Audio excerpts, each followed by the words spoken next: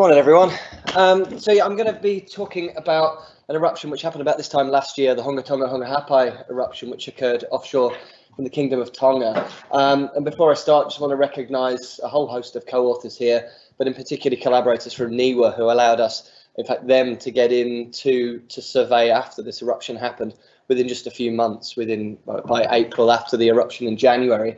And Tonga Geological Service and Tonga Cables Limited, who provided access to amazing data, but also provide a lot of context to this eruption that had significant impact for a number of different reasons.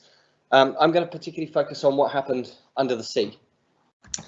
So I guess most of you will have seen videos like this on social media, recognizing that in December, the kind of eruptive phase kicked off in 2021.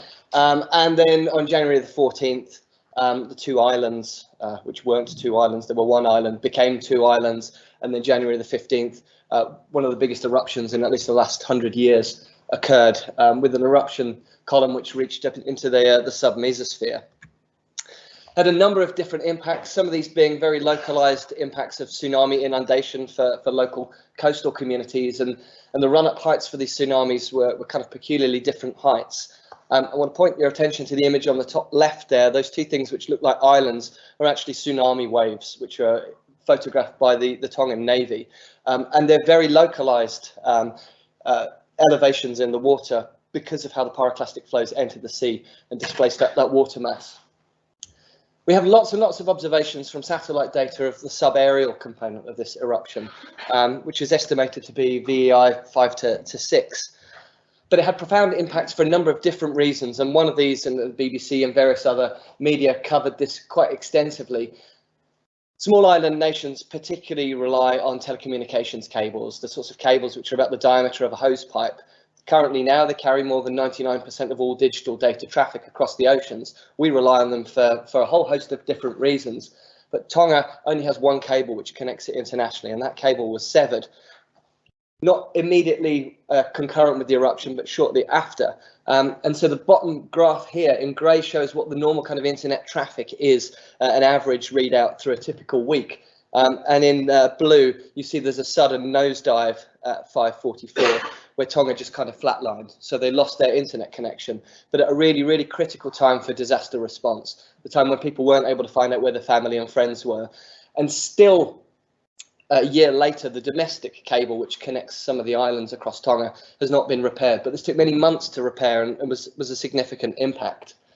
So we're really interested as to why the cable broke. It didn't break concurrent with the main eruption, and the cables apparently broke at different times. So a few minutes after the eruption, the domestic cable, which services the islands to the north, broke. And then about an hour and a half afterwards, the international cable broke. So Tonga Cables Limited shared the locations of these cable breaks. So we could kind of work out how far from shore the cable breaks actually happened. And these were the locations of these stars. So we suggested initially, well, maybe these were localized slope failures caused by seismicity or the eruption. What actually happened when they went to go and get the cable back to try and find the intact ends of the cable, they went looking and kept moving further and further away. And about 125 kilometers to the north was where they found the first intact end, and the cable was buried, it was shredded, it was damaged. The international cable, almost 40 kilometers length of cable, was damaged. This is a huge amount of seafloor which has been disturbed. And so we're really interested in why this happened and why there was this lag after the eruption. So as part of a NERC urgency grant and in collaboration with NIWA, with Tonga Geological Service and with the Nippon Foundation, we were able to get a vessel out, the Tangaroa, to go and perform a multi-beam bathymetric survey, so to see how the elevation had changed. Remarkably, the Falcor had acquired data in 2016. Shane Cronin and others had acquired data actually around the volcanic edifice itself. So we had really high resolution data before this eruption, and we're able to get in afterwards with a vessel in April and May to perform a survey over a similar sort of area, and then to use this uncrewed surface vehicle, the Maxim liner, to create a survey within the caldera itself, because it was deemed too dangerous to have a vessel with a crew on it within the caldera itself. So I'll be showing some of those data today. And so here we have the before. This is a composite bathymetry of 2015 to 2017, and then after a composite of that April to June bathymetry. And so at first glance, what really took us aback was the fact that there's no obvious gross morphological change to the flanks of the volcano. Clearly within the middle, there's an awful lot of material missing. There's 800 meters vertical change. There's a big hole created by this eruption. But on the flanks, actually, this profile at the top shows that there's very little change. It's not like Anak Krakatau where half the island slid into the sea. We didn't see evidence, at least at the resolution of the data we have, of localized slope instability or slope failures. If we zoom in a bit more now, this is looking at a difference map, so a difference between the before and after eruption bathymetry. The blues are areas where we have in excess of 50 meters of material vertical change and loss.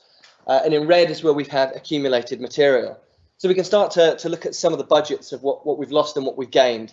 And so we estimate in total we've lost about 10 cubic kilometers. 6 cubic kilometers of that comes from within the caldera itself. And then about 3.5 cubic kilometers comes from the outer flanks and these kind of radial features which propagate out from the caldera. Where did that go? Well, it's been estimated about 2 cubic kilometers pretty much went up and out as an eruption plume. About 2/3 of that material, 6 cubic kilometers, was deposited within a footprint of about 20 kilometers of the caldera. And we're left with a budget of about almost 1.5 cubic kilometers that we can't resolve based on the data. But we think this is largely preserved as kind of tens of centimeters thickness deposits across a very large area of seafloor. And if we zoom in to see what some of these features look like, we have crescentic scours, potentially evidencing flows that went through a series of hydraulic jumps that came out from the east. Incised linear gullies, and then down dip of that we see depositional lobes of up to 40 meters thickness. Some of these scours are 90 meters deep. And along this domestic cable, we've got up to 20 meters of sediment that was actually piled on top of it.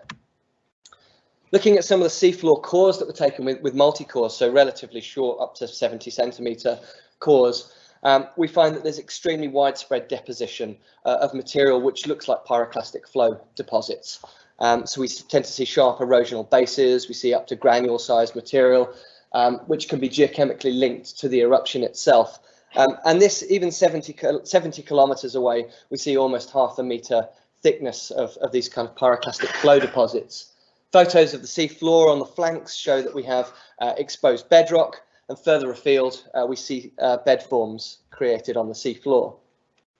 So we suggest that flows, probably not pyroclastic flows themselves, these pyroclastic flows entered the sea and created a density flow, more like a turbidity current, but they explain most of the seafloor change we see away from the caldera.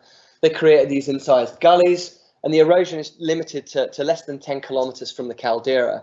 It's focused within gullies on the very steepest slopes, and then as you hit a break-in slope, they deposit these lobes of coarse granular material, but then widespread deposition of sand-sized material pretty much everywhere else. But morphologically, these depositional features are quite different to those that have been seen from other time-lapse surveys. I think the only other place that's been reported is Montserrat. And maybe this is because of the sheer volume of the material that we get this widespread blanketing of material.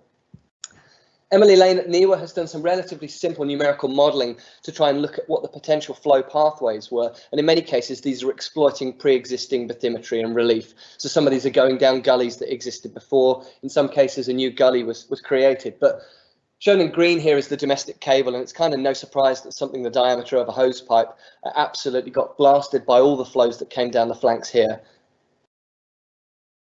And further afield, we don't see evidence of erosion or deposition based on the resolution of the data. We're down here in just about 2,000 meters water depth, so really pushing the resolution of the data. But what we do see from the backscatter data is the evidence of bed forms of a few meters wave height, hundreds of meters wave length.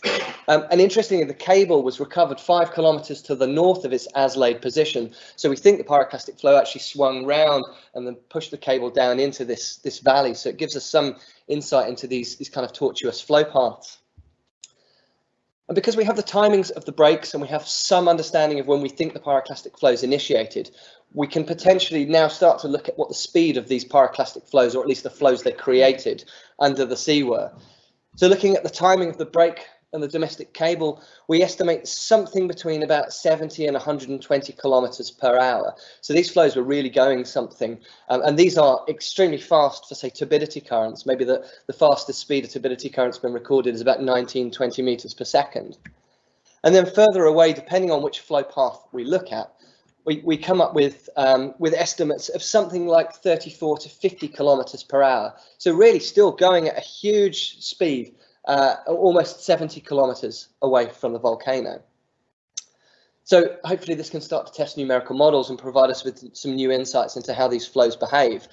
So I think that the take-home points from this initial work, from this NERC urgency grant, is despite how big this eruption was, the overall morphology of the volcanic flanks didn't change fundamentally, but there's very localized incision, erosion, creation of bed forms, depositional lobes, and then very widespread blanketing of materials. Widespread loss of seafloor life, extensive damage to cables over much larger areas and distances than has been reported elsewhere, and potentially the first documented speeds for submarine pyroclastic flows that were capable of maintaining high speeds, high densities for in excess of 100 kilometers. So thank you to NIWA particularly for putting these wonderful videos together, and thank you for your time.